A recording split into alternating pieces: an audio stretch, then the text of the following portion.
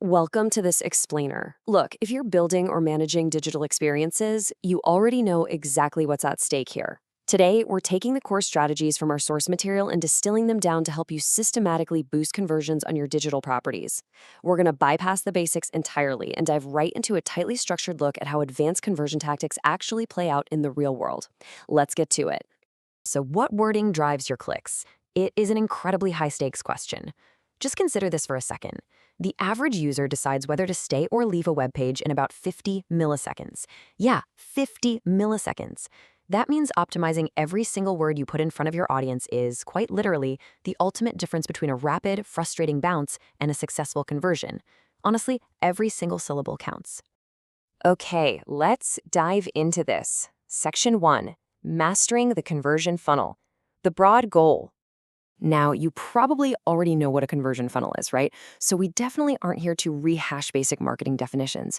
But what's absolutely crucial right here is how our source material frames it. It's not just a passive net you cast out hoping to catch a few leads. No, it's a deliberate, psychologically optimized pathway. It's all about engineering a structured roadmap that actively guides a visitor's decision-making process, purposefully removing friction at every single touch point so they organically take that desired action. To really optimize that pathway, our sources give us a very precise playbook. Number 1, strengthen your CTAs.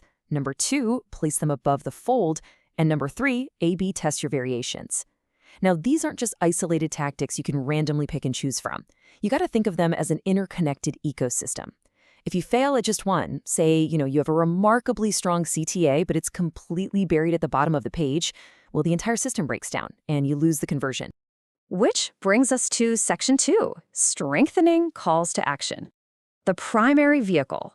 In this framework, a call to action isn't just some button on a screen. It's actually the psychological tipping point of your entire page. It's the moment of highest friction for your user.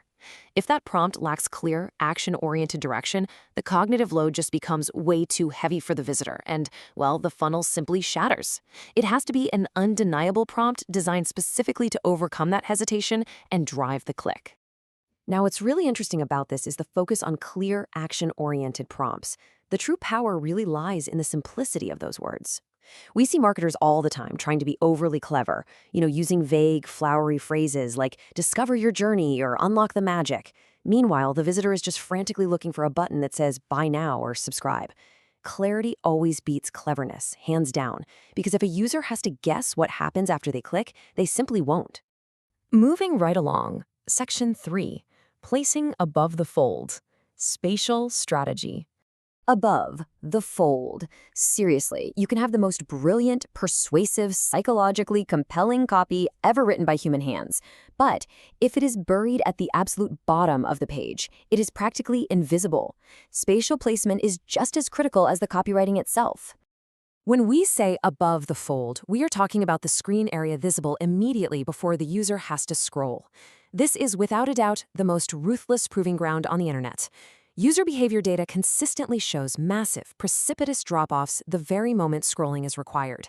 If your clear, action-oriented CTAs aren't fighting for survival right here in this premium real estate, you're essentially asking your users to do extra work just to convert.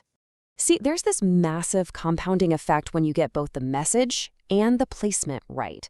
Step 1, craft that perfectly clear, action-oriented CTA. Step 2, place it immediately above the fold. It's a totally non-negotiable sequence.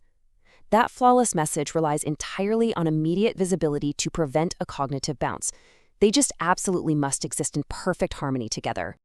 And that takes us to our final layer. Section 4, A/B testing for clicks. Granular optimization. Look, you are not your audience. I know, it's one of the absolute hardest truths for any digital creator or marketer to accept. But you really shouldn't be guessing what works based on a gut feeling. Using systematic A/B experiments to test variations and see which wording drives clicks is how you challenge your own inherent biases.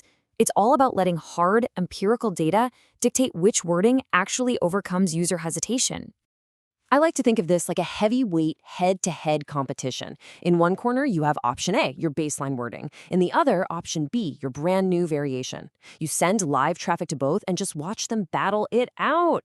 And the stakes are huge here, guys. It's really not uncommon to see a single, seemingly minor word change, like swapping out the word get for claim, yield a double-digit percentage increase in overall conversions. Honestly, it's the absolute most efficient way to map your audience's exact psychological triggers. And this brilliantly illustrates the core philosophy here. See which wording drives clicks. That is the ultimate metric. All of the broad funnel mechanics, all the spatial strategies we've discussed today, they ultimately funnel down into the precise words you choose to test. It really is micro wording driving macro funnel success. So let's recap this playbook really quickly. 1. Use action-oriented CTAs. 2. Place those prompts above the fold.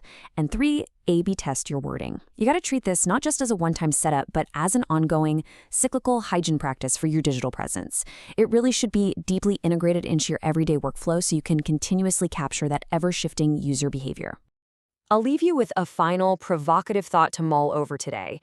Is your current wording actually driving clicks, or is it just taking up valuable space above the fold? It might just be time to challenge those baseline assumptions, stop guessing, and start experimenting. Thanks so much for joining me for this explainer, and hey, here's to engineering better conversions.